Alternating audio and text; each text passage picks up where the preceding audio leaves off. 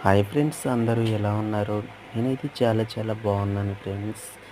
ఇవైతే మా పల్లెటూర్లలో దొరికే ఎండ్రకాయలు ఫ్రెండ్స్. ఇవి చాలా ప్రాంతాల్లో చాలా రకాలుగా పిలుస్తారు. వీటికైతే పీతలు, ఎండ్రకాయలు, ఎర్ర పీతలు, ఇంగ్లీష్లో అయితే క్రాబ్స్, ఒరియాలో అయితే కంకడ, ఇలా చాలా ప్రాంతాల్లో నానా రకాలుగా పిలుస్తారు. మీ ప్రాంతాల్లో అయితే ఏమని పిలుస్తారో తెలీదు. ఇవైతే మేము నైట్ వేటకైతే వెళ్ళాం ఫ్రెండ్స్. ఇవి చాలానే దొరికినాయి. అంటే మనం పొలాలు నాటిన తర్వాత అన్నమాట. ఆ పొలాలు నాటేటప్పుడు సైడ్‌కి నీరు వెళ్ళడానికి చిన్న చిన్న కాలువలాని తీస్తాం కదా! అలాంటి దగ్గరైతే రాత్రి మేతకైతే బయటకొచ్చేస్తాయి ఫ్రెండ్స్. ఇవి నైట్ పూట అయితే కరవవన్నమాట. దానికి అంత క్యాప్చర్ ఉండదు. అది డే టైమ్ అయితే గనుక దీనికున్న పవర్‌కి చాలా భయమేస్తదనమాట. చేతిలో పట్టుకుంటే వదలదనమాట. మేమైతే ఇద్దరం వెళ్ళాం ఫ్రెండ్స్. మాకైతే 2 కేజీలు దాటే దొరికినాయి. ఇవి సగమే. ఇంకో దాంట్లో సగం ఉంటాయి ఫ్రెండ్స్. అవి కూడా చూపిస్తాను చూడండి. ఇవి సగం ఉన్నాయన్నమాట.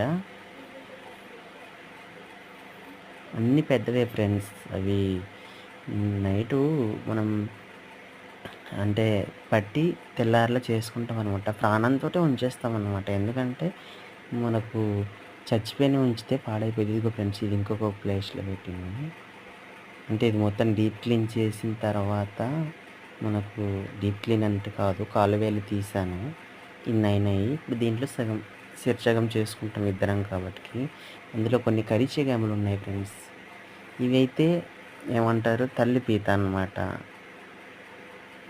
ఇవి గుడ్లుంటాయి దీంట్లోని కొన్ని టైమ్స్‌లో. అప్పుడు చాలా చాలా బావుంటాయి. ఇవి కరిచెగెములనమాట ఇవి. అవి గాని మన చేతిలో పట్టుకున్నామంటే వదలదనమాట. దాన్ని మనం వదిలేంత వరకు. అది కరిస్తే చాలా చాలా నొప్పెడతది. చూడండి ఎలా ఉన్నాయి రంపంలాగా. పోతా పోతా నా వీడియోస్‌నైతే లైక్ చేయండి ఫ్రెండ్స్. సబ్స్క్రైబ్ చేయండి. ఇంకా దీని తర్వాత ఇంకోటి కంటిన్యూగా ఒక వీడియో పెడతాను. అంటే క్లీన్ చేసినవి ఎలా ఉంటాయన్నది. అలా క్లీన్ చేసుకొని మనం వండుకోవాలి. చూడండి ఫ్రెండ్స్, ఇవైతే పీతలు ఎంత బాగున్నాయో. ఇంకా ఇవి దాంట్లో ఆ డొక్కులు లాంటివి తీయలేదు. అది తీసిన తర్వాత మనం వండుకోవాలి.